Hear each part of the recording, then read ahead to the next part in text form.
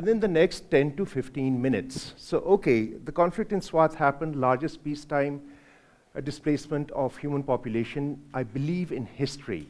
3 million people were displaced as a result of that. And of course, as usual, our government's answer to what happened in Swat, why did it happen, and how do we keep it from happening in the future, was development. Let's give them development, let's develop the people. Anything goes wrong anywhere in Balochistan, in KP, anywhere else, let's have some development happening. So some development happened in Swat, and we went out there to take a look at how has that development, that delivery has sort of delivered for the people, if you will, and how does a very traumatized population end up healing as a result of that. So our lens was that of heritage. Next slide, I do myself, yes. Okay. Heritage is a very fraught and a very weird kind of a term, because in the first instance, you can think of heritage. How do we decide? I assume everyone can read English, right? So you can read it there. I'm not going to read it out for you. So how do we decide what is heritage? Today, we have gatekeepers in our country who tell you this is our heritage and that is not. Basant is not your heritage. Eid Miladun Nabi is your heritage. Shabarat is not your heritage, but Bakar Eid is your heritage. This is and that's not. Of course, we are all very familiar with how those things kind of play out. And how those things actually play out have material consequences for how we live our lives. So it is in relation to the material and discursive power structures which create affective and emotional geographies. Now, what is emotional, we know. But affect, what is an affect?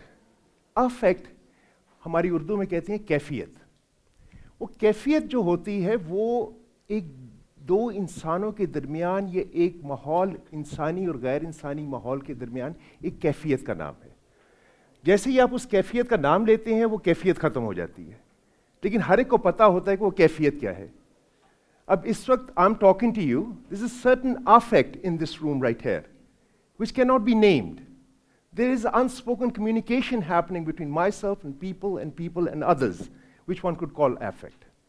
Those affective geographies, whether you feel secure, whether you feel empowered, whether you feel like a full citizen, whether you feel comfortable, are very much material to the conversations around development, if you will.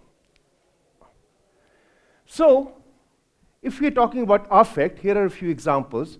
What can we arbitrarily decide? Okay, if it is religious, religion is what we are all about, Islami mulk, Islami nizam, तो फिर Badshai mosque is our heritage. Jain Mandir clearly was not. So we took it down, right? If it is nationalistic, Pak Sar Zameen Shadbad, right? Pakistan first, then our heritage has to be Minar-e-Pakistan, and definitely not Ranjit Singh Samadhi. It is as historical, much more historical, I think a much prettier structure, to be honest with you, but never mind that. If it is commercial, let's pretend, in Dubai, what is the symbol of Dubai? It's a 7-star hotel. Has anyone noticed? What is it called? Burj Al Arab, right? Can you believe that a country says, Burj Al Arab, looky here, come over here, this is the symbol of us. It's a commercial story, right? So, Anarkali might be our heritage. Liberty Market, is it our heritage? Gulberg Main Boulevard, is that a heritage? Alanto, is that a heritage? Is it not? Maybe it is for many of us. Park Tea House was a heritage, and then it wasn't. Alanto might be a heritage going forward. Environmental, we could say Indus River is a heritage, but Manchar Lake is not because it is artificial. Never mind that 50,000 people lived on there. You know, whatever, we polluted the hell out of it and it disappeared. So these are very fraught questions, and then I leave you with the question, if it is democratic, let's pretend that through a democratic discourse and conversation we decide what is heritage, what is to be loved, what is to be associated with, what is to be identified with, what might that look like?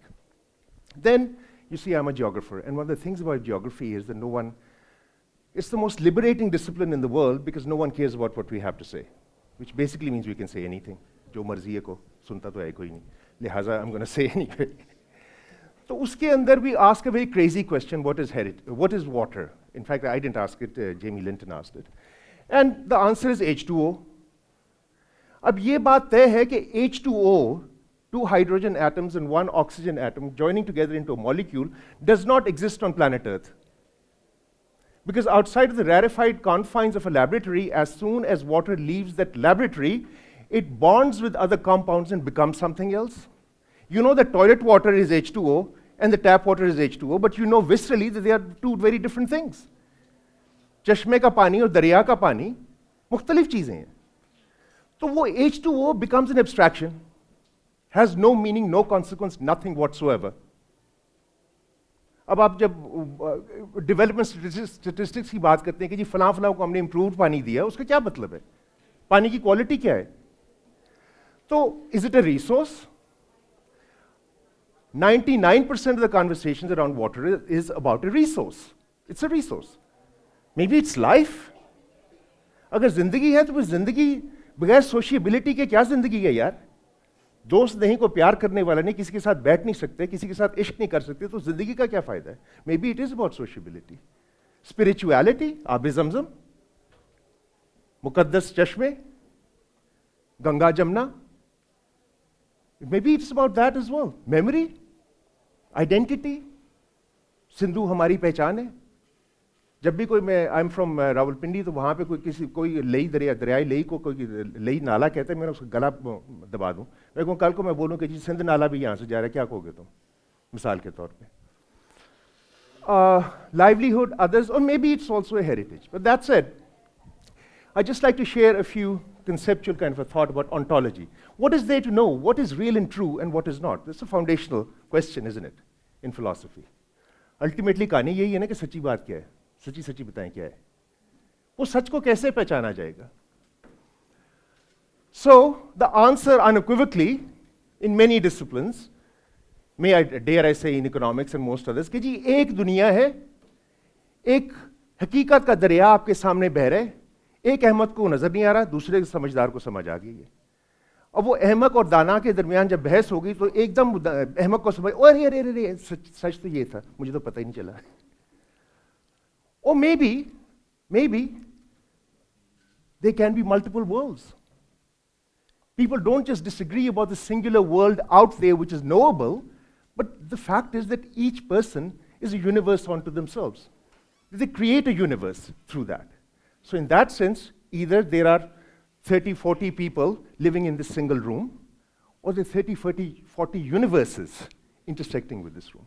Different way of thinking about the world, the way we do think about the world. Nationalist ontologies, as a Pakistani, what is the truth? या जब आप मुकामी स्वात के रहने वाले हैं, या अगर आप लाहौर के रहने वाले हैं, या अगर आप अनारकली के रहने वाले हैं, तो वहां पे क्या सच्चाई है? अनारकली का सच और पाकिस्तान का सच एक ही सच है? शायद दो मुख्तलिफ सच हो सकते हैं.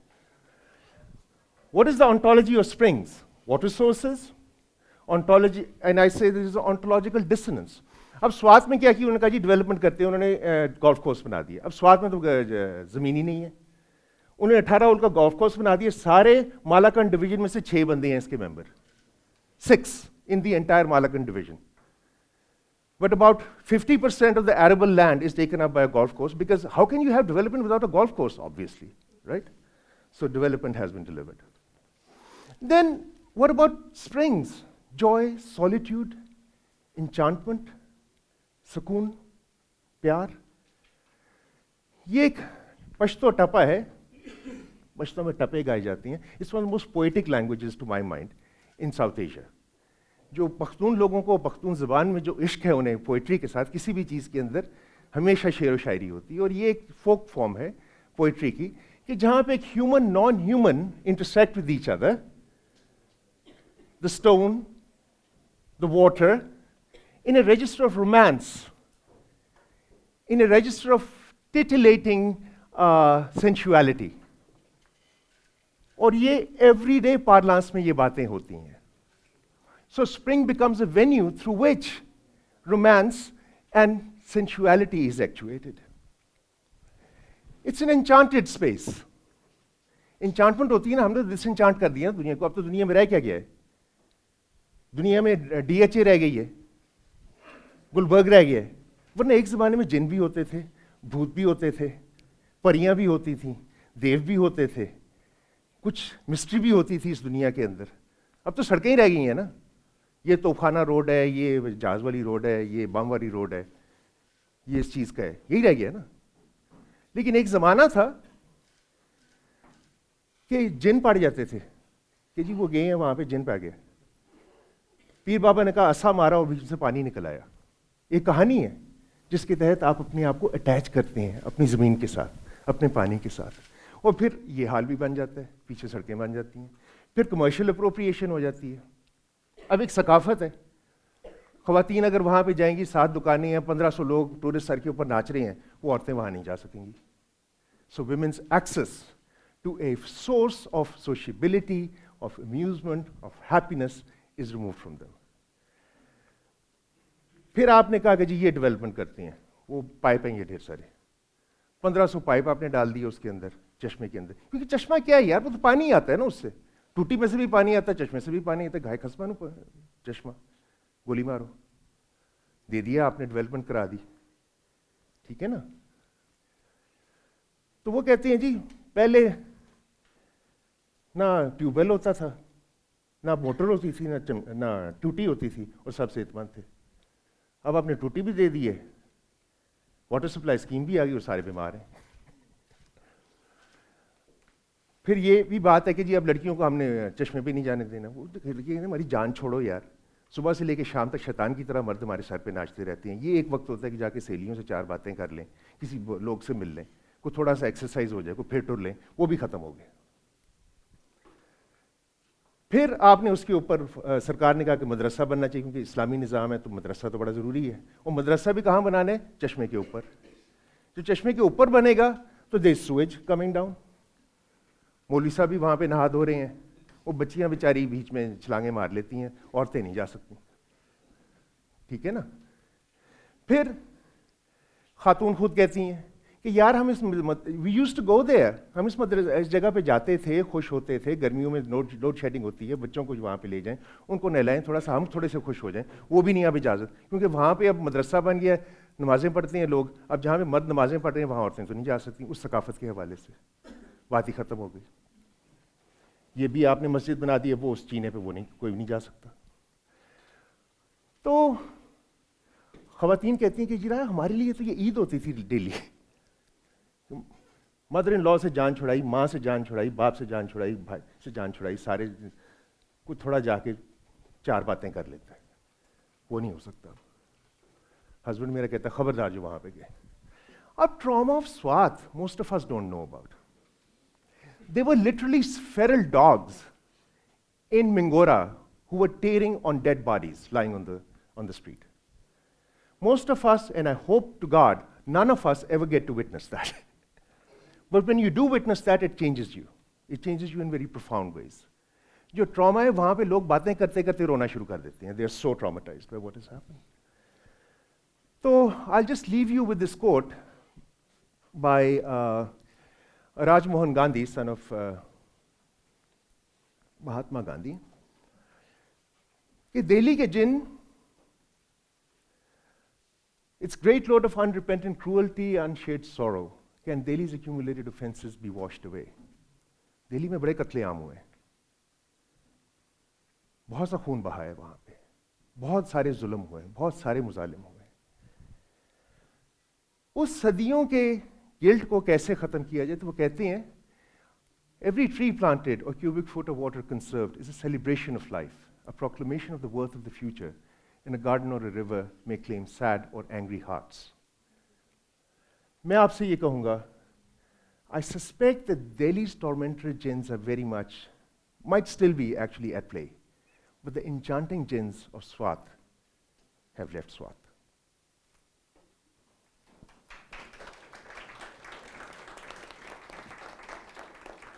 Thank you very much. So now we're going to have 5 minutes for discussion, and or rather from the discussant, who is Matsuura from Northwestern University. So I'd love to hear your comments. Oh, I was wondering if you can pull up the presentation. Oh, there's a presentation to pull up. I have discussion. I mean, I can go without slides. Well, it's your call, I think Alex, Dr. Alex Lee from the University of Rochester. And I'll also introduce Dr. Rinchan Mirza from the University of Kent. I'm Noaman, previously of LUMS and now at the University of Bath. Oh, yeah. Right. Oh, well, thanks for your great presentation. Oh, sorry, do I have? Okay. Well, thanks for your great presentation, Daanish. So this is my discussion on his paper. Here we go. So he asked a bunch of important research questions, and one of them includes what's water, and what was the role of springs or water in the context of Swat Valley, Pakistan, and how did the role change after the conflict? And this is a list of key findings, even though it's not exhaustive. So some of them include springs historically played pivotal roles for social interactions and community bonds. However, post-conflict reconstruction and modernization transformed springs into just materialistic sites. Also, women's mobility and sociability became limited due to the decline in their access to springs. So what I find really interesting about his paper is how he perceived the role of springs. So he defined, or he proposed framework in which we should regard water as a hydro heritage. So in the economic literature, we economists often see water as a resource to be divided. So for example, this paper written by Deset and Marcucci in 2023 find out that water reservoirs can be the source of conflict in the context of sub-Saharan Africa.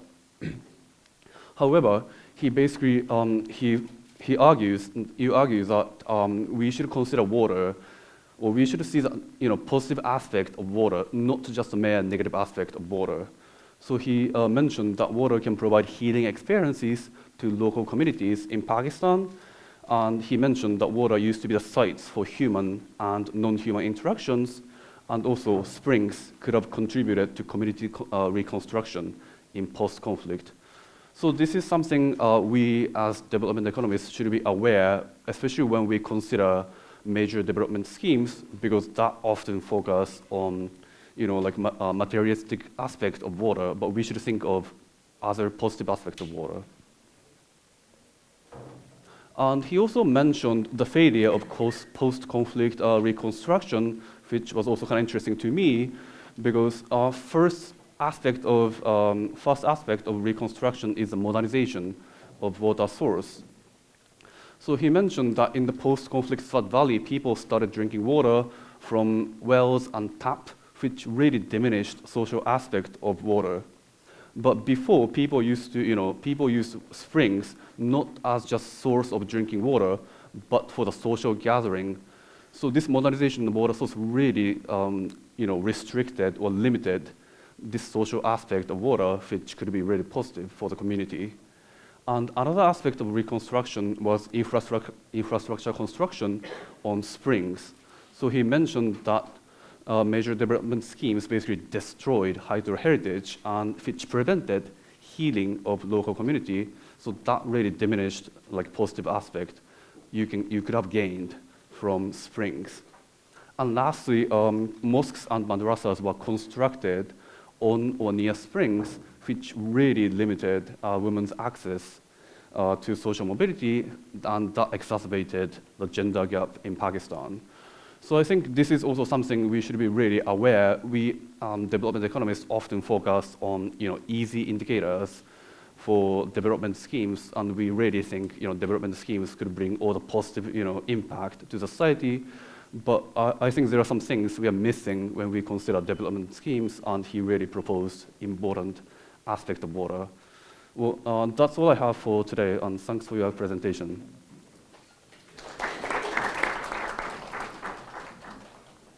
Okay, thank you for those comments, Ryu, and thank you, Daanish, for that presentation. We have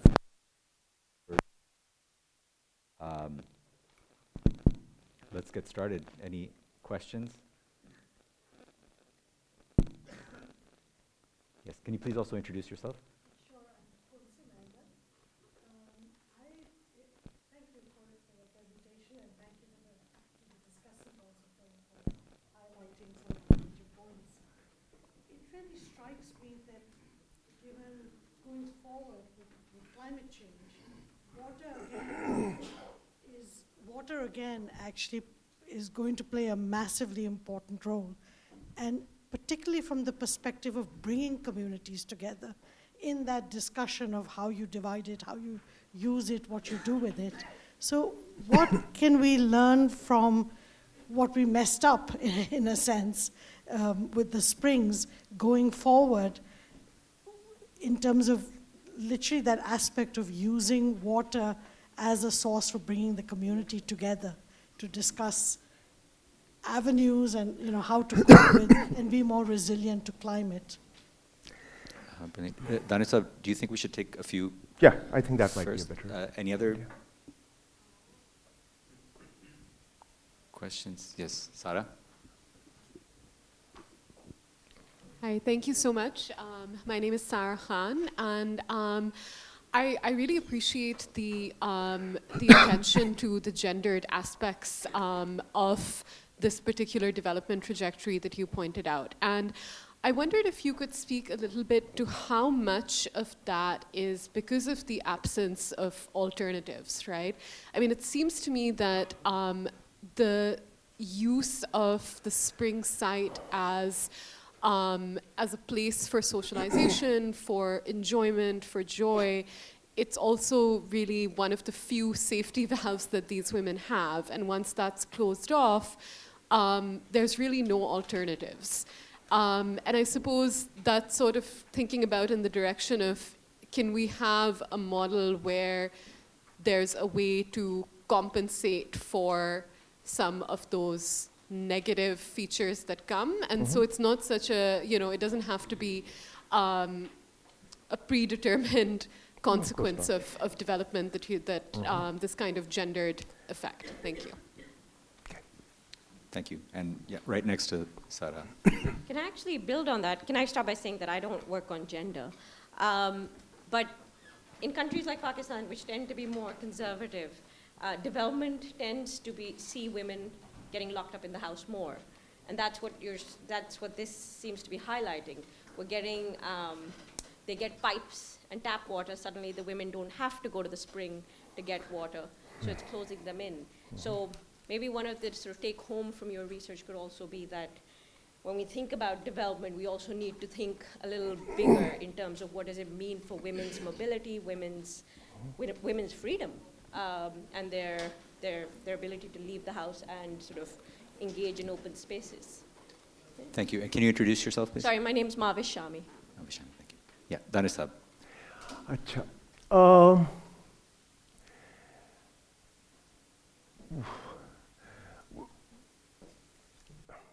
With regard to climate, one of my mentors used to say, he published in 1992, he said there are 4 ways of thinking about the climate. One of the ways is, the Goras are telling us that they've got these big computers and things goes round and round and round and bad things are going to happen, do something about it, right? And every time you walk into the Secretary Environment's office, and as soon as the white folks leave, the Secretary Environment says, what are these guys smoking? And whatever they're smoking, why aren't they sharing? Have you seen how people are living today? Have you seen how people are living across the walls of slums today?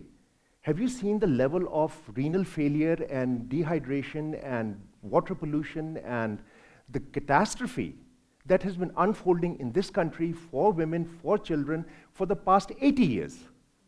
What is it that the climate can throw at you that we are not already dispersing out to our poor people already? Right? There's a certain story about resilience which I'm very hostile towards. I mean, Majid back there knows what a pain in the butt I can be with all of these climate people and why I never go anywhere near the cops. Because they're telling us a story which is their story. Our story is very different, except that we refuse to see it, right?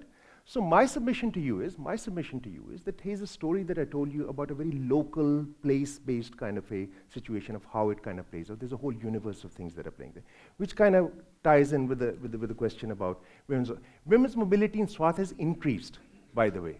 But it has increased in a very urban kind of a sense. Now, women would rent a dhala and go out to bazaar in Mingora all the way from different villages and so on and so forth. So they are, and military has built a lot of amusement parks in the riverbed, by the way, for people to go to. So the amusement parks are all over the place. So because you see, amusement park is a modern kind of entertainment. भाई अगर आप पढ़े लिखे आदमी तो Disney जाएं, ये क्या बात है चश्मे पे जाके बैठ के, क्योंकि बात है अपना किसी. But there's a qualitatively different experience, right? There's a qualitatively different affect of how you want to do it. Now, whether people want to do it or not is a separate story. The more important sort of a question over here is that there is no secret, there's no weird thing I'm asking you for. All I'm asking is talk to people. People have their own experiences, people have their own views, women have their views, men have their views, and men were equally at times strident कि यार ये बड़ी ज़्यादती हो गई है, ठीक है वो पार्क वहाँ पे बन गया है, सड़क बड़ी अच्छी बना दी है आपने, डाला भी हमें दे दिया, और वो स्मगलिंग की गाड़ियाँ भी आती हैं आजकल, आपने देखा होगा. So Swat has the highest automobile density in the world, perhaps, क्योंकि वो 2.5 लाख की वहाँ पे करोला आ जाती है, स्मगल हुई भी, आती वैसे सखर से है 12. लेकिन वो सारे ड्रामे आपने किए कि जी डेवलपमेंट के पीछे. But what does it qualitatively mean for the people who are actually living over there? And that's the sort of challenge I'm throwing to you. It's not about lack of alternatives or anything. There are different sort of opportunities. अब वहाँ पे ज़ारास भी है, वहाँ पे in Mingora there is Chen 1 भी है मेरे ख्याल से, और ये सारे जो होते हैं जी खाड़ी शाड़ी, वो सारे भी हैं. जहाँ जाके शॉपिंग करें आप, एंटरटेन हो. एक मतलब डेवलपमेंट का तरीका तो ये ना, खाड़ी पे जाके जब आप एंटरटेन होंगे तो फिर आप डेवलप्ड हैं, चश्मे पे जाके होंगे तो आप अंडर डेवलप्ड हैं. Well, who decides that? We've decided it for them, not asked them. And your question was about gender. I've answered it. There you go. I think we can probably take a couple more questions. Yes. Hi, I'm Sarah. I'm a research associate at SIR. So I was wondering in your research if you ever came across how the relationship of women with bodies of water changes across the geography of Pakistan. So like in Swat or Skardu, where, for example, like in Skardu in River Indus is very destructive. So how does that relate to the role of women versus in Sindh, where they literally worship a body of water, and how the role of women is over there? So. Cool. Any other? Oh. Hi, my name is Fiza Malik. I'm from SERP. What I sort of wanted to ask was about, like, this has been done, right? You've researched as something that was done by the government. You've talked about how the experience has been already done. So government सिर्फ वो ISI वाले आए थे पूछने के लिए कर क्या रहे हो, उसके अलावा government को कोई काम नहीं था. So I sort of wanted to ask, like, moving forward, right? So when development happens, because that is something that happens a lot in Pakistan, and it's often good intentions, bad execution. So what I sort of wanted to ask, what would you recommend that, like, people look at when they're actually making these decisions, when they're thinking about what sort of development is needed, how it will actually impact? So what would be the things that, like, a couple of things that you should be looking at? वो लोगों से पूछ लें, मैं क्यों बताऊँ आपको? देखिए, I teach development, right? And the first thing I say to my students is, this is amazing. It's a biblical level undertaking to say कि जी 6 billion people on the planet अपना वक्त ज़ाया कर रही हैं, वो develop नहीं हुए. Develop हो. और ठहर जाए, मैं आपको बताता हूँ कि कैसे डेवलपमेंट करते हैं. ये मतलब है कि नबियों वाली बात है. ये बिल्कुल नबियों वाली बात है कि जनाब तुम्हारा कार्रवाई ठीक नहीं है, तुम्हारी ज़िंदगी सही नहीं है, तुम ऐसे हो जाओ, तुम ऐसे हो जाओ, तुम ऐसे हो जाओ. Development, if you reflect upon the hubris, the sort of arrogance of the project, is stupefying. ये मज़हब में हम सिर्फ नबियों को ये इजाज़त दे सकते हैं कि आप इस किस्म की बात कर सकते हैं, लेकिन ये कि जनाब आपका सारा सिलसिला ही सही, आप लाइन नहीं बनाते हैं, आप ये नहीं करते हैं, आप ये नहीं करते हैं, आप ये नहीं करते हैं, आप डेवलप नहीं हो, डेवलप हो. भाई मैं कौन होता हूँ किसी को बताने वाला कि क्या करना है और क्या नहीं करना. भाई मैं आपसे सिर्फ ये कहता हूँ दस्तबस्ता कि ask the people. If you're going to go into the village, ask the people, and ask not just the Chaudhry Sahab and not just the Khan Sahab, ask the women, ask the children, ask everyone, and allow and think of yourself as participating in their life and them doing you the favor of letting you into their life. Instead of कि जी मैं आपके ऊपर बड़ा एहसान चढ़ाने आया हूँ यहाँ पे सड़क बना दूँगा. That's the only. अच्छा. With regard to women all over Pakistan, having worked in I think I've worked in all the provinces of Pakistan. One thing I've learned is people do not understand how vast the country is. अब वो लाहौर में हमें यूँ लगता है कि जी बस यही पाकिस्तान है, ख़त्म हो गया, उससे आगे सारे जंगली रहते हैं. लेकिन हकीकत ये है कि it's a vast country. It's about half the size of Western Europe, right? So every nook and cranny of Pakistan has its own story to tell and different experiences. So for me to summarize कि जी पाकिस्तान में इनका क्या हाल है, उनका क्या हाल है, उनका क्या हाल है, वो मेरे लिए बड़ा मुश्किल है. और जो भी करते हैं ना, अब मैं दोस्तों को देखता हूँ वो कि पाकिस्तान के ऊपर किताब लिख देते हैं. मैं कहता हूँ यार मुझे अपने फैमिली की समझ नहीं आती है, मैं 25 करोड़ लोगों को के बारे में आपको क्या समझाऊंगा. ठीक है ना? तो वो अब कहना है कि जी मुझे 25 करोड़ लोगों का पता लग गया, ठहर जाए मैं आपको बताता हूँ। वो काम मैं नहीं करूँगा। मैं आपसे सिर्फ ये अर्ज़ करूँगा कि आप जाइए, पाकिस्तान बहुत बड़ा मुल्क है, आप जहाँ पे भी जाएंगी किसी जगह पे जाके दिल लगा लीजिए और कहिए कि जनाब यहाँ पे जो चीज़ मुझे समझ में आई है उसके मुतालिक ये चीज़ मुनासिब है। वो सारे पाकिस्तान के लिए जो खांचे हैं ना, वो इस्लामाबाद में मिलते हैं, मेरे पास नहीं है। It's, I think, very wise words. And with those, let's move on to the next presentation. Thank you, Daanish Saab. And we now have Ryu Matsuura, and he's going to be presenting on political misselection, the role of historical institutions. Well, thanks for your introduction.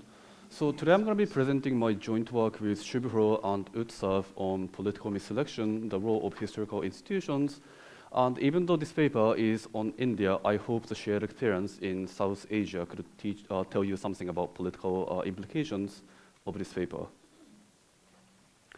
So basically, so we all know that history matters, and the list of economic history papers have found that historical institutions have persistent effects on present-day economic outcomes.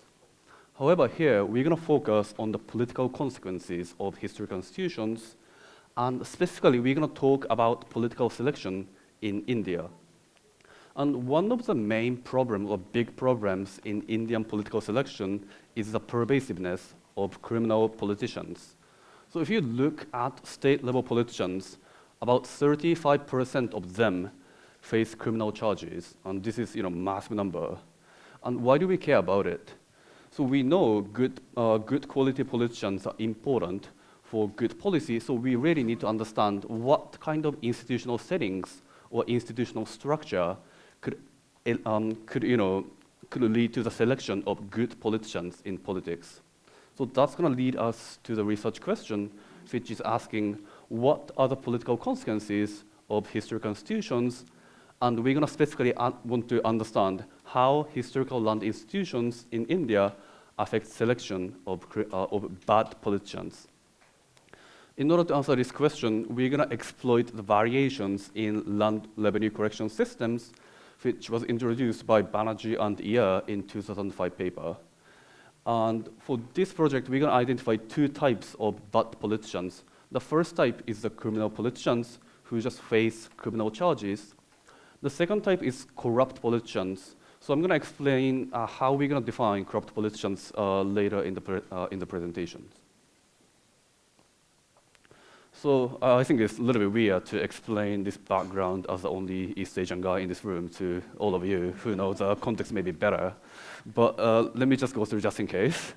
So basically, we're going to exploit this land revenue collection system in historical India.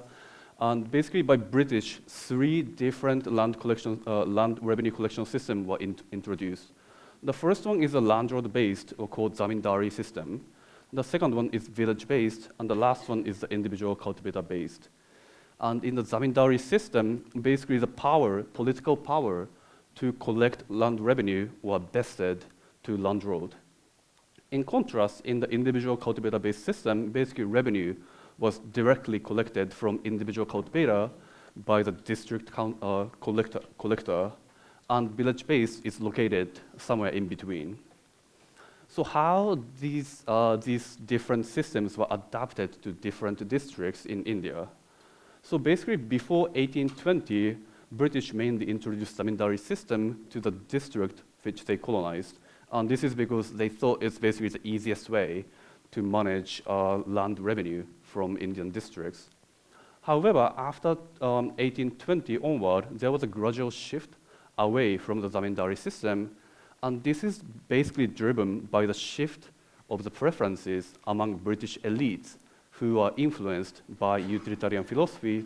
So they started, talking about, property right and investment in the local properties. So then, after 1820, basically individual cultivators-based system were introduced in the district that were conquered. And then after 1857, then British again introduced zamindari system mainly because of the Indian Rebellion of 1857. So that's the variation we're going to use in our identification strategy.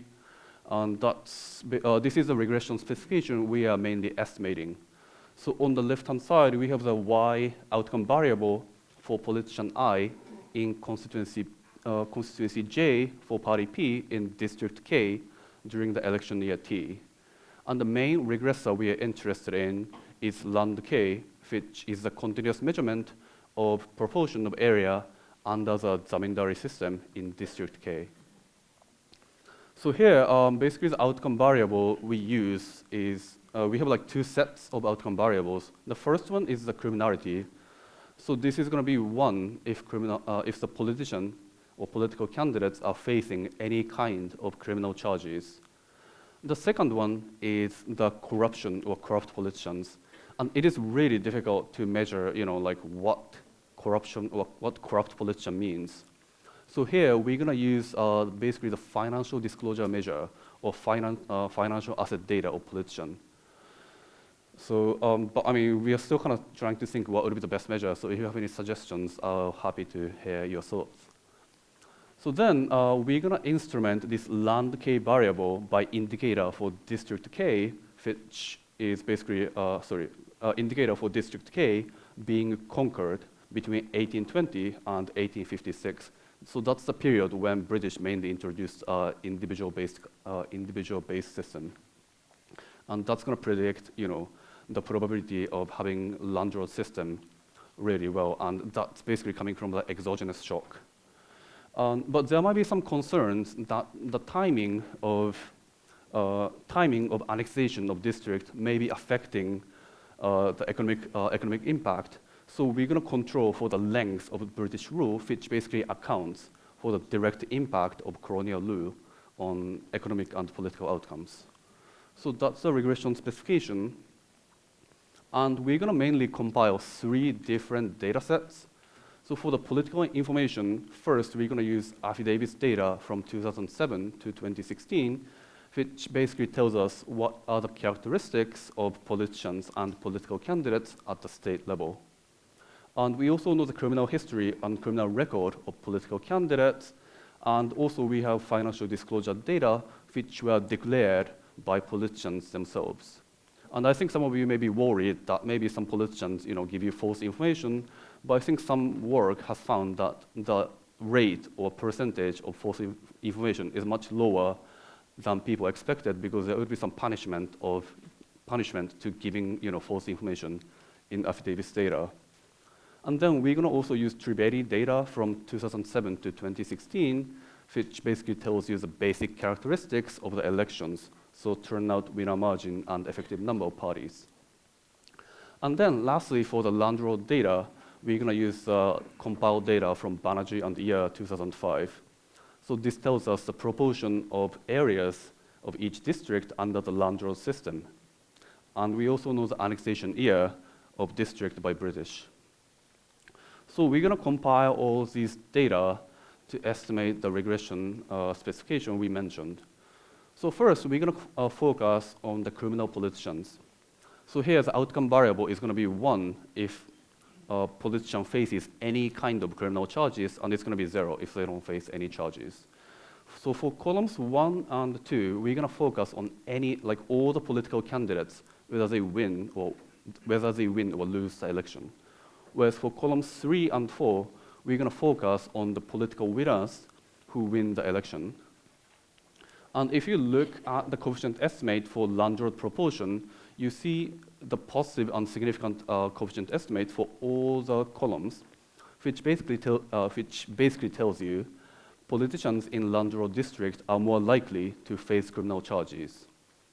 However, some of you may be worried that maybe the criminal charges could be driven by the political reasons. You may have some politicians who want to basically push down your opponents, so they may just give you some random political charges. So in order to address the concern, now in the next slide we're going to focus on the serious criminal charges, which only so here we're going to restrict only to homicide, murder, rape, and these kind of serious criminal charges. So here, outcome variable is, again, any kind of serious crimes.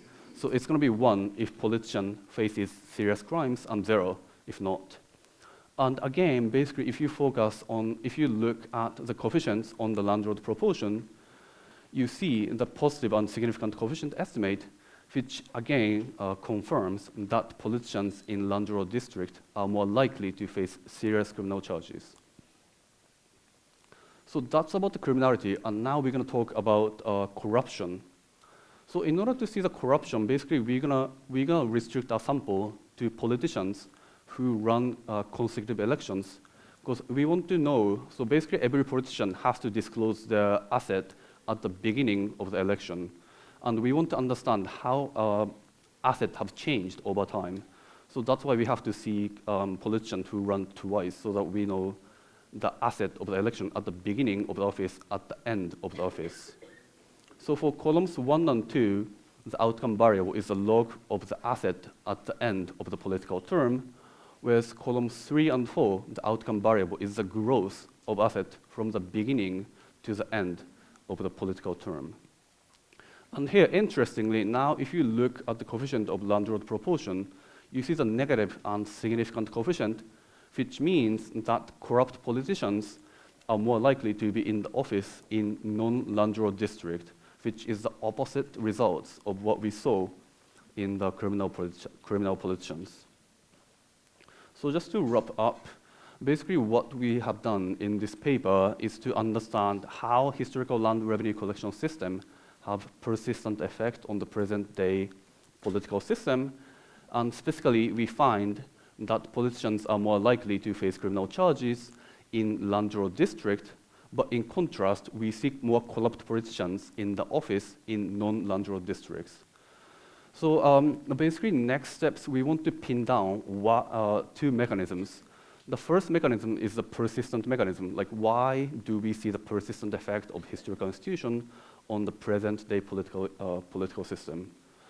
So one way to figure out is understanding how historical institutions have created conflictual environment, which was argued by Banerjee year 2005 paper. So maybe zamindari system have created some class conflict between people who have power and people who do not have power at all, and this conflictual environment have persisted. So we are kind of trying to see if that's the case here. And another mechanism we want to understand is the substitution between criminality and corruption across different districts. Like, why do we see criminal politician in landlord district, and why do we see corrupt politician in non-landlord district? And I guess maybe one way to try to understand is kind of figuring out the connection between politicians and business. Maybe it could be possible that criminal politicians, they cannot be in the, they cannot have any connection to the businesses, whereas maybe corrupt politicians, they could get some kickback from, publicly listed firms. So that's the channel we are kind of trying to, dig in a little bit. But I mean, still, the mechanism section is really half-baked. So if you have any suggestions, I'm happy to hear. So that's all I have for today's presentation. Again, thanks so much for your listening, and I look forward to your feedback. Thank you.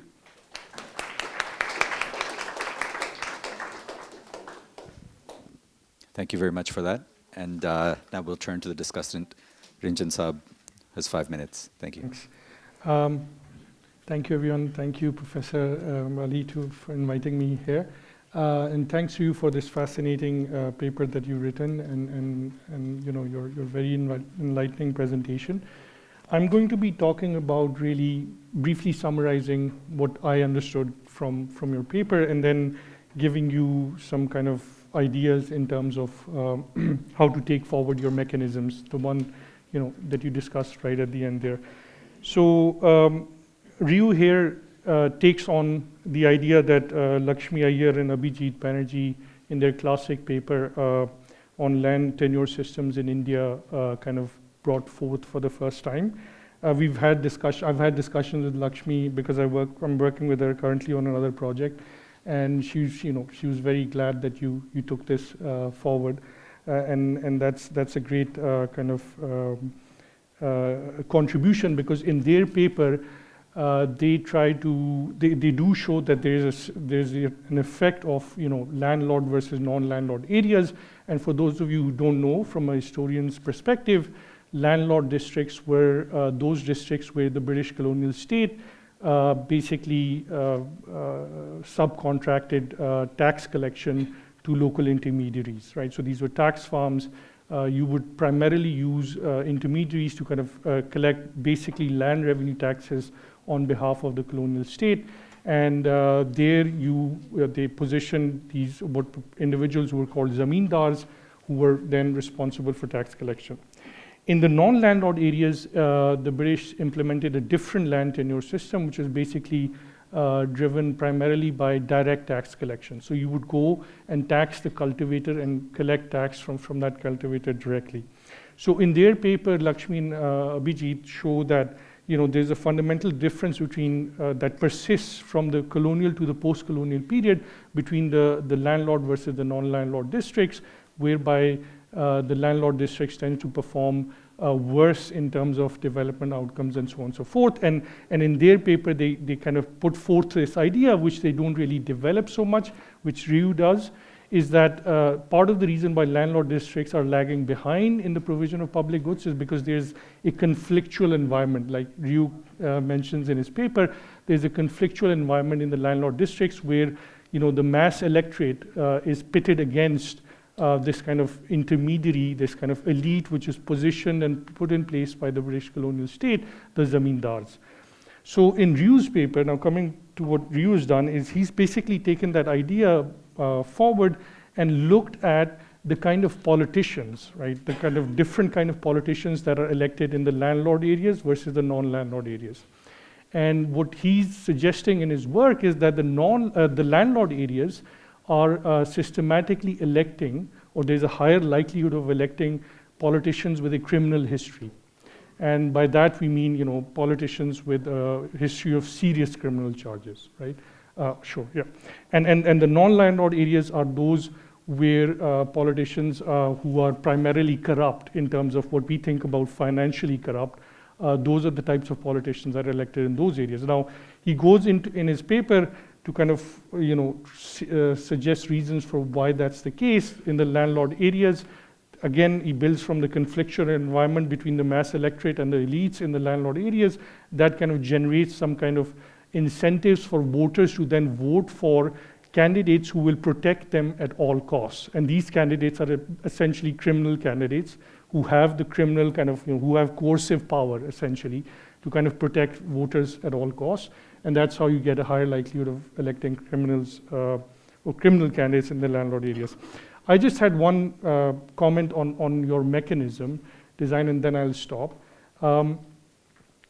So you bring in the perspective of, the kind of, so far in the paper, is that the type of politician that gets elected, right, has a criminal record versus a financially corrupt record. But I would urge you to think more from the perspective of the voters, right, and primarily the patronage systems that might differ across landlord and non-landlord areas. Is it the case that in the landlord areas, right, the elites have a better control over the state? They have better access, they're better gatekeepers to access to the state, and they're able to provide a totally different kind of service and, in a sense, get away with it, right? In other words, in Adil and I, we have a work together where we're looking at something similar in the Pakistani context, where you have entrenched Daanish who are providing a very different kind of service, which is controlling access to the state. So in essence, they're providing livelihood preserving services as opposed to livelihood enhancing services. And one example of a livelihood preserving service is the classic case of fake police cases, right? So you basically lodge a fake police case against an individual, and then you go and somehow protect them against that fake case. So that's getting away with not providing them with a school or a hospital, which is more livelihood enhancing service. And because you have better access to the state, you can get away by not providing that and launching fake cases on them and just preserving their livelihood, so to speak. So maybe that's a mechanism you could try and test in your paper. But that's pretty much the main comment I had. Okay, thank you, Rinchan Saab. So that leaves us with about 10 minutes for Q&A. So let's start. And please do remember to introduce yourself when you begin. Okay.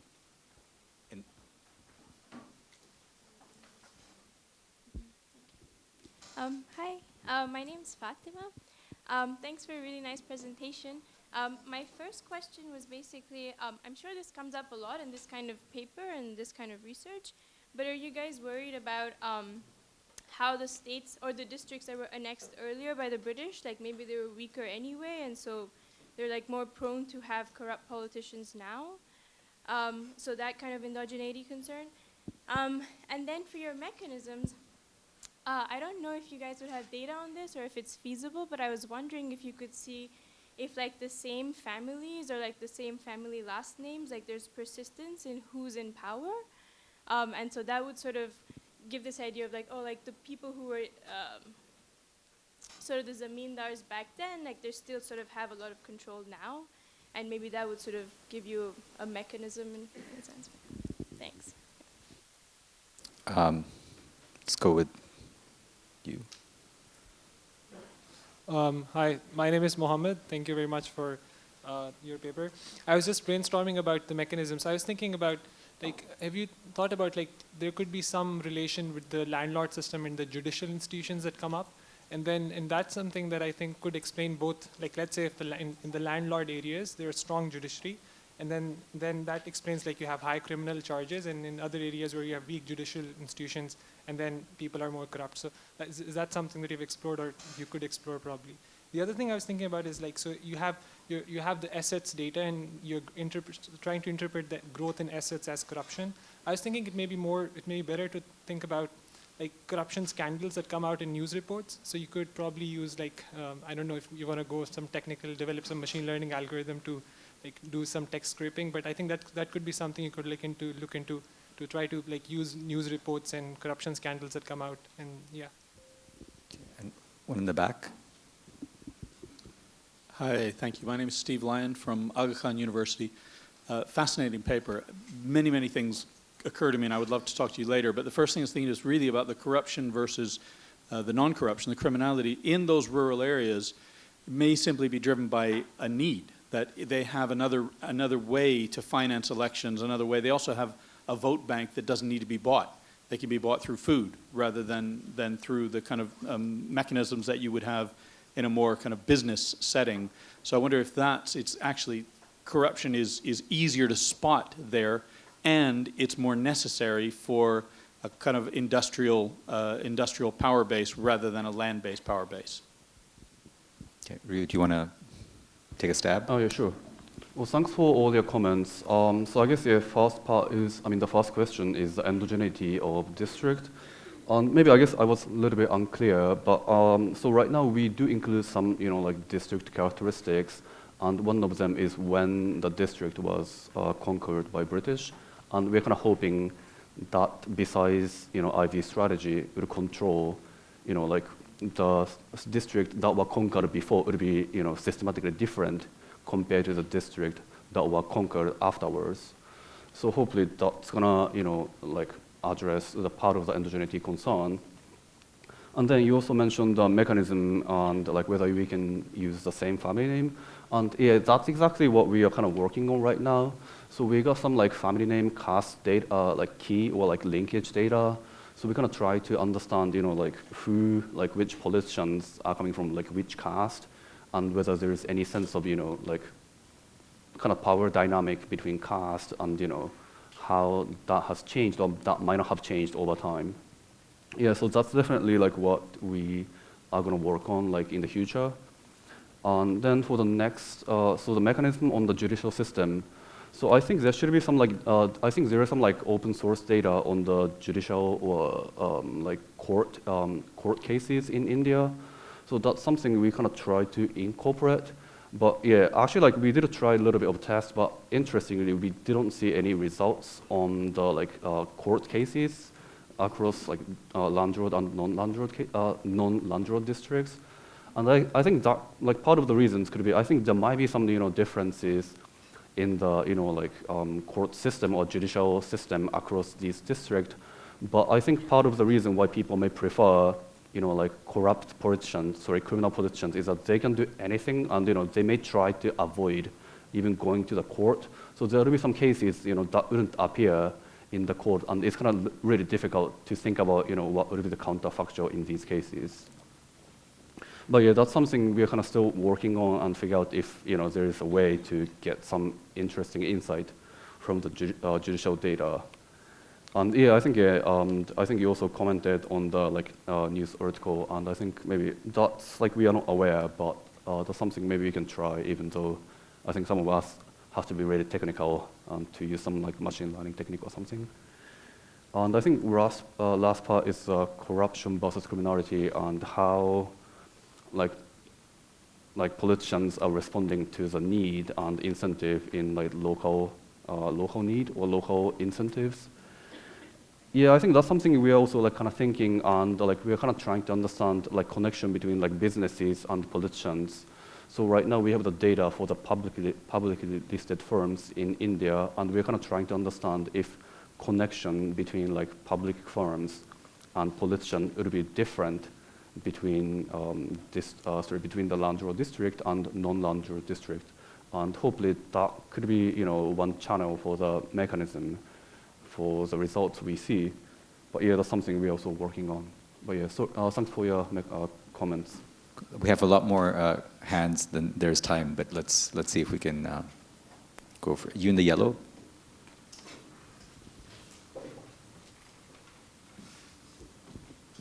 Hi, my name is Eamon. Thanks a lot for your presentation. I had one thought on the mechanisms. There's some new evidence that higher land concentration also results in landlords trying to thwart the implementation of service delivery, social protection programs. In this context, could you look at whether the quality of the elections is worse in areas with more land concentration? So are they less closely contested elections? And also, do the corrupt politicians simply not select into elections in those areas, or do they not win? Because I think that might help get at whether these are truly completely substitute markets and segregated entirely, or whether there's something that landlords do to actually prevent them from winning. Fahad?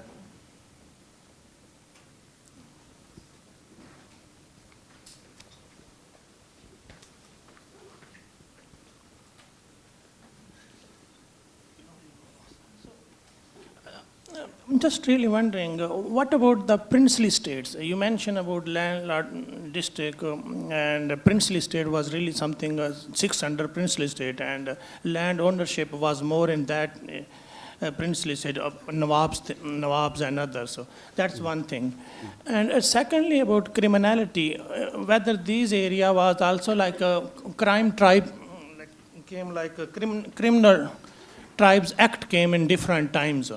So whether that was, because that was also something nearly 600 or something plus criminal tribes declared during British period. So whether in that area you're talking about landlord district, that was much more related with that also British criminality, or these are in past dependency. I'm just wondering, can you say something?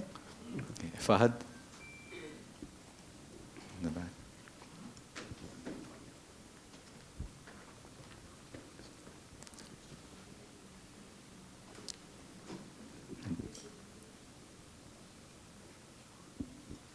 Thank you. I'm Fahad Ali. I teach economics. Did you look in your paper, or while you were researching this, that landlord areas have criminal politicians or participation of criminal politicians because the rule of law in these districts is already weak for various reasons. It could be colonial, it could be non-colonial, but the rule of law is very weak. Therefore, criminals get away. And if one were to imagine landlords as kind of political entrepreneurs, these criminals could be acting as their front men, and they would be difficult to get caught because rule of law is weak. And in non-landlord districts, the rule of law vis-a-vis serious crimes, as you put it, is relatively stronger, and therefore that prohibits the emergence of criminal politician. The second question is, how were these landlords how the landlords in the landlord districts were able to preserve their power in the wake of land reforms that were carried out in India? Because that could explain the persistence of them patronizing criminal politicians. Alex? Thank you. Really enjoyed this. So I have three separate questions. So the first is, I think you need to include state fixed effects. So it's been known for a while, actually, that the Banerjee and Iyer paper does not replicate if you include state fixed effects. So the differences aren't there within region. They're based on comparisons across regions of India. In particular, the comparison of West Bengal and Bihar to everything else. So I talked to Jim Robinson, who was a referee on that paper. He's like, oh, it doesn't work, but I just let him have it. And you may feel the same way, that there's something sort of deep and true here, and and that the intra-regional comparison is the valuable one. But I think it's something that you need to engage with a little bit more in the empirics. Secondly, I have a slight concern that the corruption results are in fact mechanical, because we know from Banerjee and Iyer that these areas are wealthier. So it would make sense that the returns to office would be higher in those areas. Similarly, if we don't have data on this, but it's easy to imagine that these are areas where the formal sector of the economy is larger, and the formal gains in the formal sector are the only ones that show up on these affidavit forms. And so it could be more active economy, more real estate, and so you just have to put it down, and it's not that the underlying level of corruption is any different. Finally, there's a few things you might want to cite here that didn't make it in. So one of them is Iverson, Palmer, Jones, and Sen's 2013 Journal of Development Economics paper, which goes in depth into the measurement issues in the Banerjee and Iyer paper. Second, there's Milan Vaishnav's well-known, really excellent book on criminal politicians in India, which isn't really concerned in cross-regional differences. He's based in Bihar, but I think some of the ideas about elite competition that he talks about echo yours. And then finally, there's my own 2019 CPS paper, which kind of is looking directly at this mechanism question. And so what I argue, for what it's worth, is that this actually has nothing to do with landlords. It's about differences in state capacity. So in areas with Zamindar tenure, the colonial state is outsourcing a huge part of the state administration to intermediaries, and then after independence, these intermediaries are abolished. And so you can see persistent differences in tax payments, in policemen, in state administrators, and you could construct a fairly plausible story about how that would eventually lead to illegal entrepreneurs substituting, or reduce the state's ability to regulate illegal entrepreneurs. Thank you. And sorry, Ryu, I erred on the side of getting comments, so you have 27 seconds to respond. So for, I guess, first question, the quality of election, it's actually something we have in the paper, but just didn't have time to show. But we actually find the results on, so basically in the land rural district, election is less competitive, which could be, reason why we see more criminal charged politicians. And then for the Prince state, we actually exclude them from the analysis, because I think right now we just want to do the apple-to-apple comparison. And I think in that sense, I think it's better just to compare land rural and non-land rural districts. And do I still have time? Or okay, right. Right. So yeah, then for the state fixed effect, yeah, I think that's something we've been thinking about, and right now our defense is that, yeah, in West Bengal, Bihar, there is pretty much no, intra-regional variation, and that's why we didn't include state fixed effect. But I think that's something we really have to consider, to push this paper forward. And yeah, and thanks for your. Oh, then for the corrupt results, so we do include initial level of asset, at the beginning of the electoral term, and hopefully that kind of explained, or controlling for that, I think that would explain. Sorry, I think that would control, or that would address the concern you did mention, because at least right now we do control, the baseline characteristics of these politicians. So I think that's all I have. Thank you, Ryu. So let's move on to Dr. Rinchan's.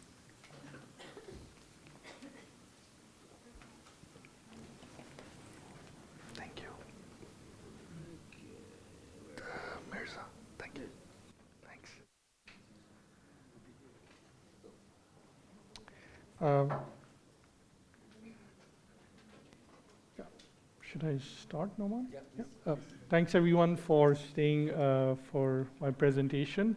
This is a project that I've been working on for quite a few years now, trying to look at the long-term impacts of the partition of British India on various development outcomes in the context primarily of Pakistan.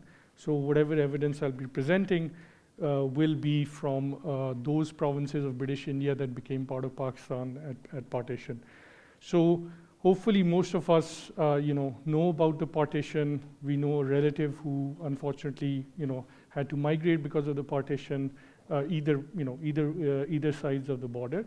But very quickly I'll just go through some key facts which are quite relevant for the paper that and its results.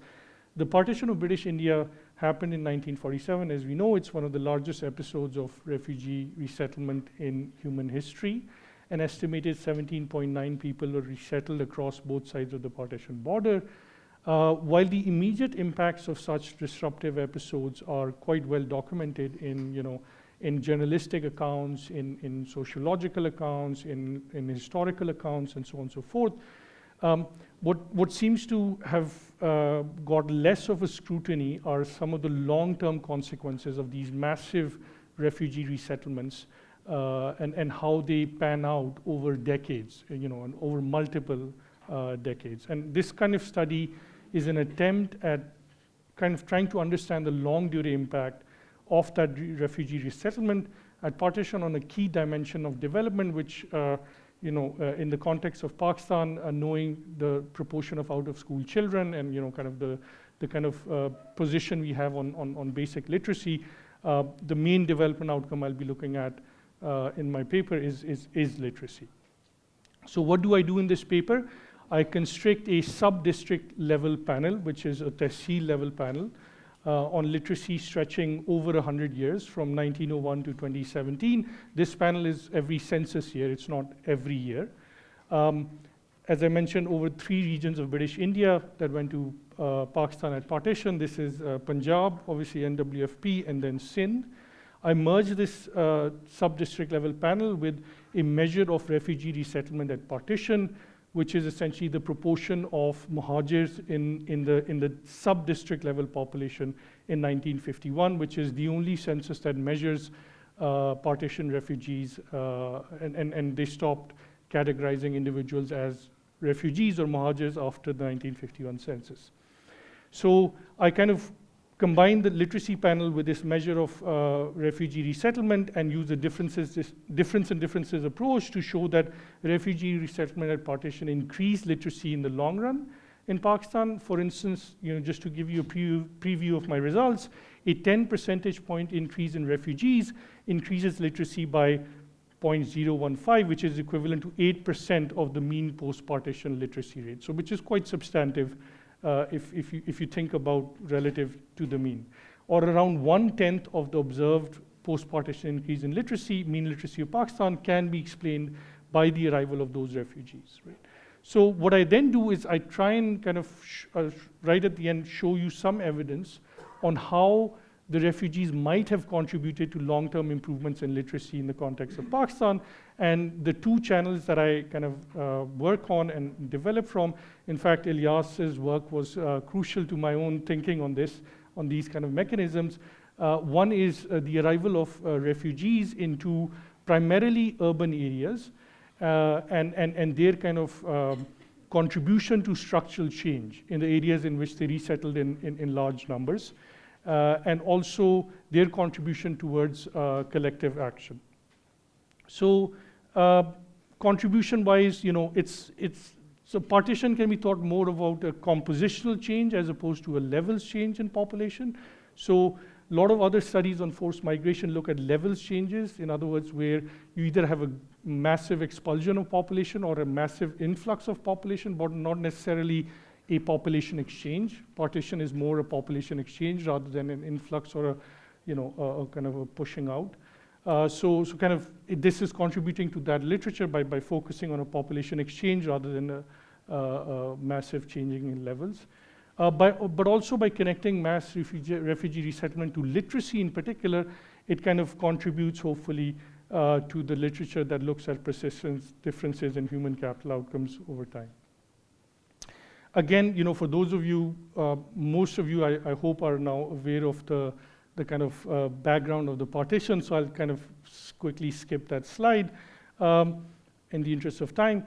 So basically, the literature on partition, Prashant Bharadwaj, Asim Khwaja, and Atif Mia, kind of started that literature, but then, built by Prashant and my supervisor James and myself to an extent as well, identifies 3 main factors that fed into refugee location, right? So that these are kind of factors that I'm potentially concerned about, and I want to control for them explicitly in my regressions. One was what was called the replacement effect. This is simply saying that areas from where more minorities were expelled, more partition refugees kind of entered or came in. So that's what they call the replacement effect. The other one was a big city effect. These are major urban areas where, really massive urban areas like Karachi, for instance, a metropolitan kind of city, where refugees tended to settle more systematically as opposed to other areas. So that big city effect is also kind of documented in that literature. Third one is the distance to the border effect. Partition, as you move further and further away from the partition border, this is the border between India and Pakistan, you tend to have fewer and fewer refugees resettling. And this kind of is documented in these 3 kind of effects are documented in that literature. So I kind of try and explicitly control for all these determinants in my analysis.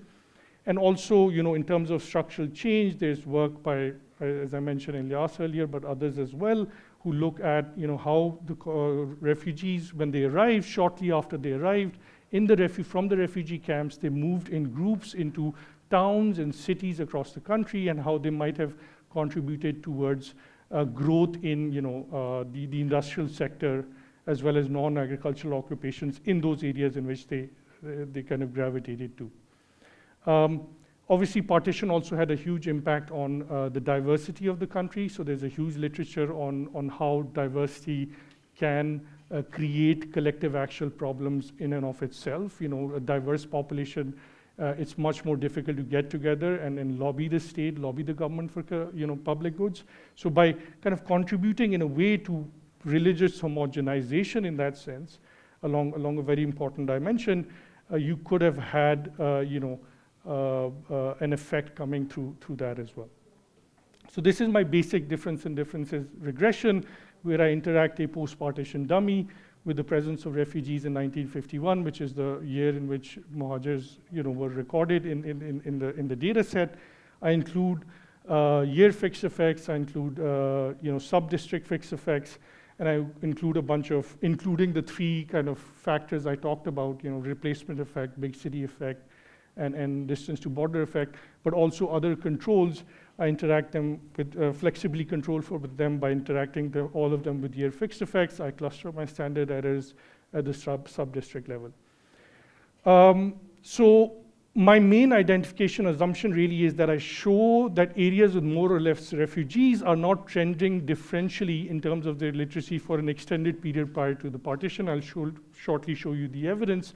If these were areas that were more prone or less prone to literacy advancement, then you should have seen some trending happening, for some period prior to the partition happening. So in other words, areas where refugees resettled in large numbers versus areas where refugees resettled in lower numbers should have been trending differentially in terms of literacy prior to partition. I show that there is no trending in terms of literacy.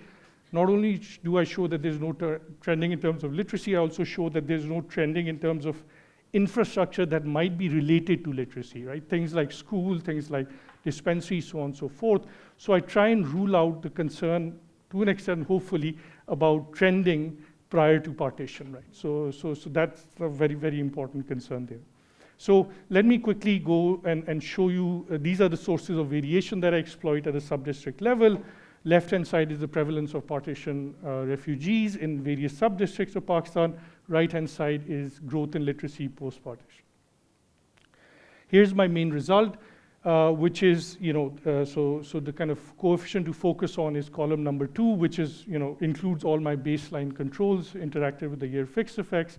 And that kind of shows, as I mentioned, an increase in literacy from the arrival of refugees that is equivalent to 8% of the post-partition literacy rate.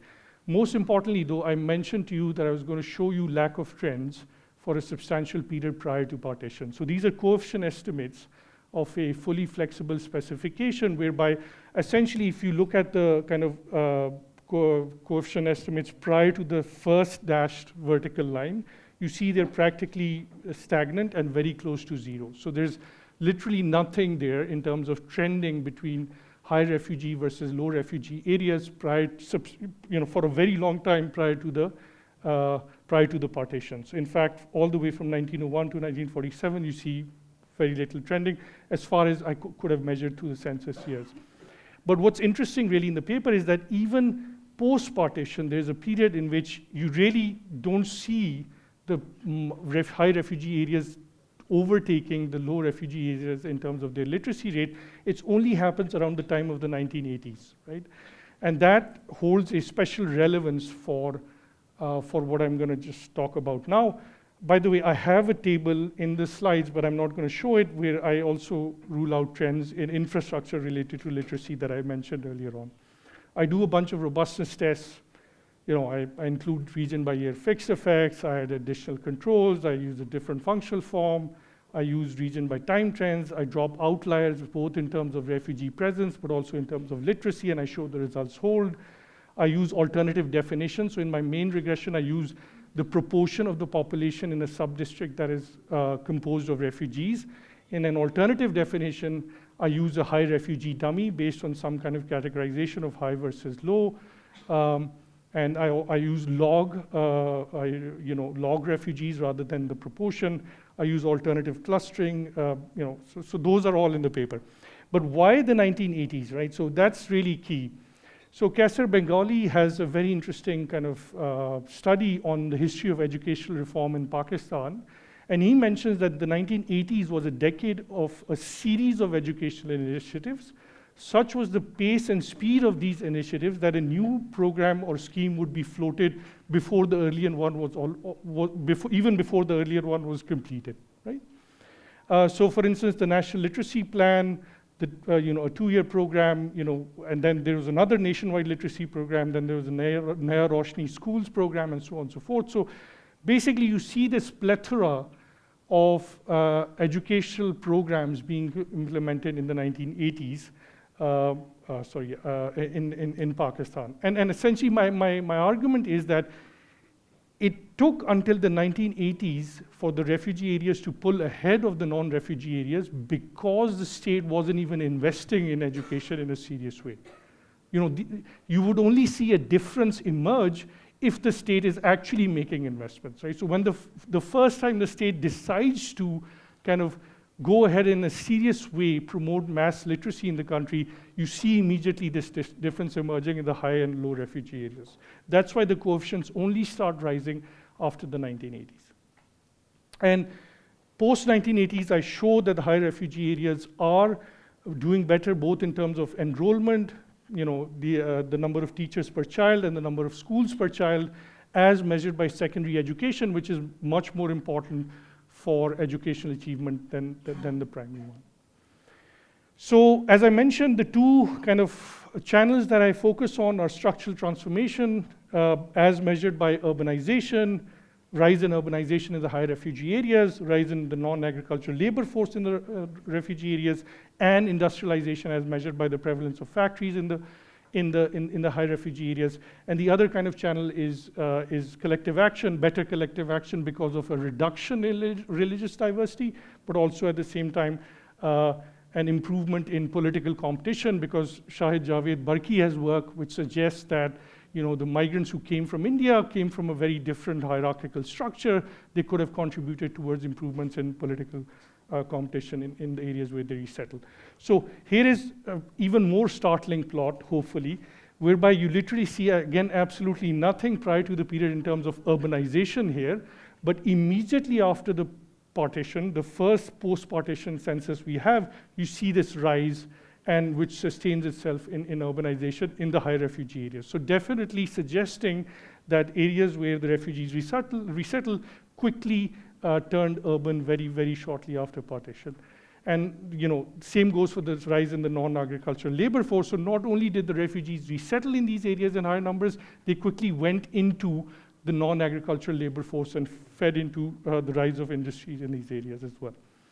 And finally, the point about diversity, again, a massive drop, but this is almost tautological because we know unfortunately, all the minorities were expelled from here. But this is much more so in the case of Pakistan than in India, right? India retained a lot of its Muslim minorities, but in the Pakistani case, you had a massive drop in religious diversity immediately after partition, which must have had an impact on collective action. Right? There is literature in the pre-partition period which suggests that a key problem of schooling was that a lot of the schooling was being financed privately through Hindu communities. And Muslims going to those schools and trying to collectively mobilize to ask the British state for schools was much more difficult. That kind of problem, hopefully, of kind of diversity creating a structural kind of impediment for schooling provision could have gone away to this reduction in diversity, and also an improvement in political competition as measured by the Herfindahl index of voter concentration in these high refugee areas. So I think that was pretty much it. The final slide is conclusion. I've already taken up a minute of my time over, so I'll end at that, and happy to receive the comments from the discussant and your questions as well. Thank you. Great, thank you, Thank you. Dr. Rinchan. Okay, so we're going to have 5 minutes.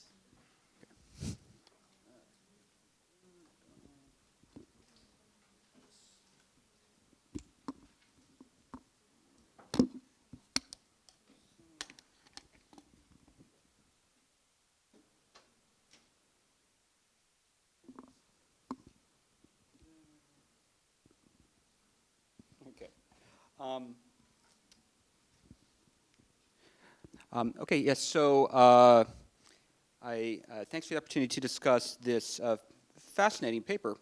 Given the time constraints, I'll just briefly go through. So this is a paper about what were the effects of refugee resettlement after partition. It uses a difference in difference at the TESOL level, and it finds a 1.9 percentage point increase in literacy rates relative to the counterfactual district, due mostly to increased urbanization. My first question is sort of, is this a new finding empirically? Bharadwaj and co-authors find that a 0.8% increase in literacy associated with a 1 standard deviation difference. So sort of a effect similar in order of magnitude to what you find. There are other findings which you cite in similar contexts of similar findings of orders of magnitude. So if you want to play this as an empirical contribution, I'd do a little more, maybe is it the size of the effect that's new? Is it that doubling of effect size? Is it something about your method that's more rigorous than what's been done previously? Is it something about the mechanism that you find? Another way you could go is to say, well, this is a theoretical contribution rather than an empirical one. I'm not necessarily sure that urbanization as a mechanism is that novel theoretically. I mean, it seems pretty well established. I think the patronage stuff is potentially more interesting, and I'll go more later into how you could develop that. So there are two types of selection to be concerned about here. One, which you spend a lot of time on, to my mind convincingly for the most part, is sort of the selection of favorable districts. So the paper controls for a great many factors. I just had a few others that popped into my head. Post-1901 irrigation, the existence of medium-sized towns rather than big ones, and the existence of army cantonments. All of these are things that might potentially affect selection. But honestly, I buy it. I think this happened. I think these are kind of minor things. The second type of selection is more blurry. Does anybody know? Oh, okay, there we go. Is the sort of the individual level selection. So refugees select into leaving for India, and so we might say, okay, the people who selected to leave on partition were more skilled, more educated, more politicized, more religiously devout, and they might be more susceptible to literacy increases later, even conditional on their additional literacy. They might have some sort of unobserved avidity to education. So this goes to the broader issue, which is there's sort of an ecological inference problem. So whose literacy is increasing here? Is it the refugees or is it everybody? Is it women or men? So what I'd recommend is supplementing the ecological analysis with a cohort analysis of survey data.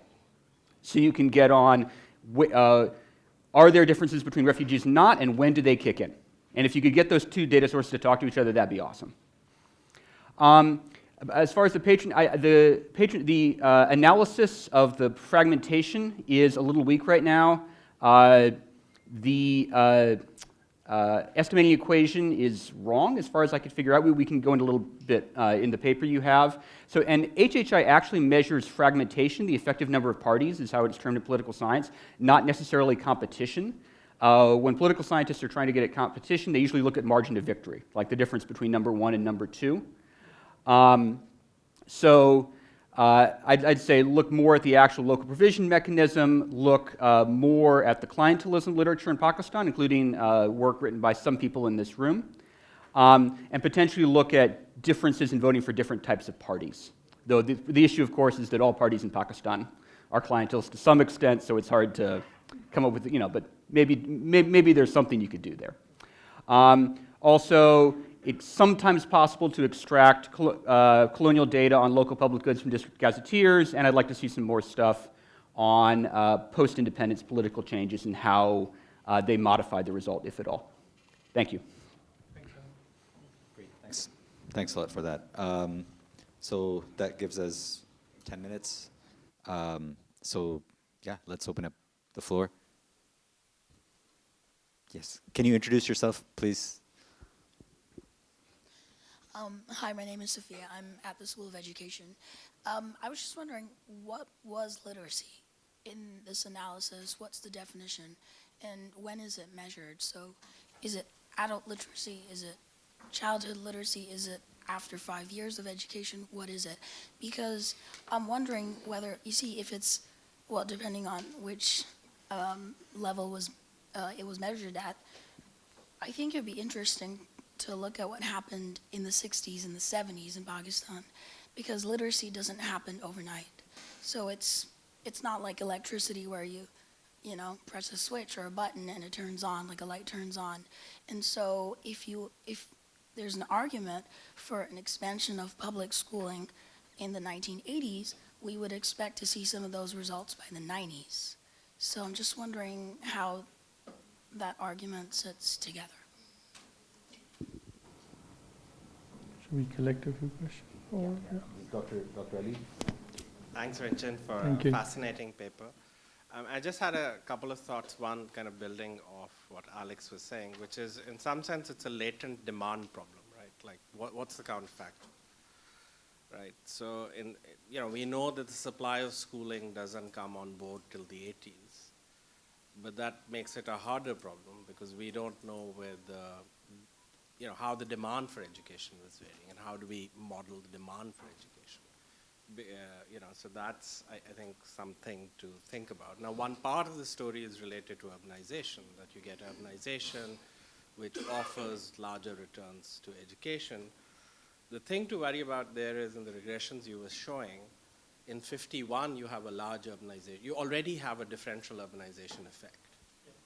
Now, it's very hard to think that in 4 years, suddenly these places urbanize. And I'm wondering if that's mechanical, in the sense that when people show up, does the 51 census actually define urbanization differently? And I think that's kind of worth exploring. The other thing I'm a bit sort of concerned about the way you're framing collective action. because you're saying the only dimension in which you're looking at fragmentation is religion, but actually for those of us, including you, who live here, we know that identity politics takes this settler, non-settler, linguistic dimension. So I'm not sure that we can interpret, the arrival of Muslims as a way to say that collective action, homogenization happened. There could be other forms of heterogeneity in some sense, and that might be worth thinking about when you're looking at patronage and clientelist mechanisms that Alex was mentioning. Okay, just back there. So this is slightly out of bounds of your research, but I wanted to ask a discussion on how the fact that the people who migrated to Pakistan during the partition, they were from an upper class of people. They were already educated. They already held education to a high esteem. So how would this differ from say when the Afghan refugees migrated to Pakistan, since they don't hold those standards? So was there a difference? Do we see a spike in the education after Afghan refugees resettle, or is it just specifically for the Bengali refugees and the ones from India? I guess I can take them in reverse order. So to answer your question, actually the refugees, there were two groups of refugees that came from India to Pakistan. One were primarily refugees from eastern part of Punjab. These were primarily cultivators. I wouldn't say they were upper class. The kind of Muslim League elite, but that was like a needle in a haystack, really. Vast majority of the refugees that came to Punjab were Eastern Punjabis who were cultivators on the other side. Then there was another group that came from rest of India, basically UP, Bihar, other places. They primarily gravitated towards the big city effect, so to speak, the urban areas in what is now Sindh. So, comparison to Afghan refugees, I think the partition refugees were very different to anything that we've had since then. They were already kind of received in a very different manner, resettled relatively, quickly, and then thought of as part of the local social fabric. That can't be said so much about Afghan refugees. I mean, although they've lived here for a few generations, some of them, have for sure. The partition refugees, because it was nation building at the same time as influx of refugees, kind of, that framework would be quite different. In response to Professor Ali's comments, I think they're all very, very important and well taken.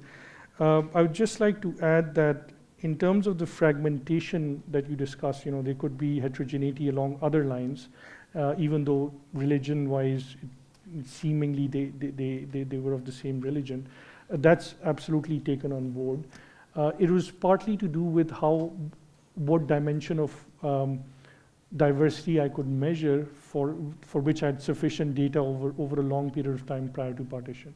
And I'd come across these studies which were suggesting that, especially in the pre-partition era, some colonial archives were suggesting that part of the reason why Muslim literacy was suppressed was because the schools were financed primarily. The British state was also financing schools, but it was a lot of the schools that were providing literacy were financed privately through Hindu, trading classes, as well as Sikh trading classes and so on and so forth. So the minorities already had a kind of a leg up in terms of education, and the reason and they tended to privately finance schools that were more amenable to their children rather than a generalized public good.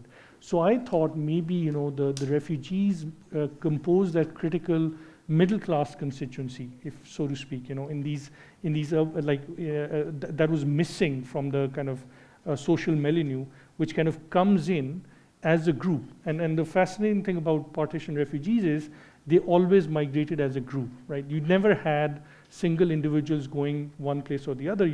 They would already get together in the refugee camps and then migrate. My own family migrated as a group, essentially. And then they would make collective decisions, so to speak, very early on. And that could have fed into, once the state decided to kind of invest in schooling, that kind of pent up demand, you mentioned latent demand, that might have kind of come to the fore immediately when you get that shock of the 80s and school building, right? It kind of unlocks that kind of effect, so to speak.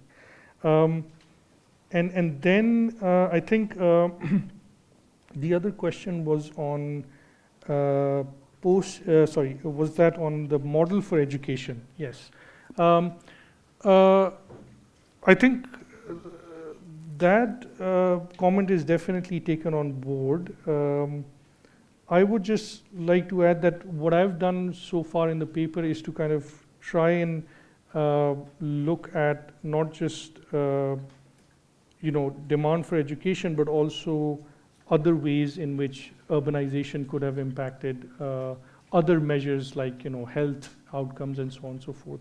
So that's something that I'm thinking about more. I think lastly, the question was on literacy and whether I defined literacy, what kind of definition of literacy I use. So I basically use a very broad measure, which is the proportion of population that is literate, as defined in the census reports. But as Alex also mentioned, and as you mentioned, I can look at cohort analysis in the post-partition period, and also literacy of young adults or something like that, or only focus on children's literacy, which is more of a flow variable. You would see that changing quite rapidly over time. But that's a data collection exercise I'm currently going through, which is a pain to kind of collect, and especially over such a long time. So it'll take a while. Thank you for everyone. If you want to stick around and hear us deliver responses, you're more than welcome. I think everybody should have lunch. Or, lunch, which is probably the better way to do it. So yes, let's go straight to the material aspects. So thank you very much. And I think that was a fun panel. I learned a lot. And thank you for your comments and questions. And we'll see you around.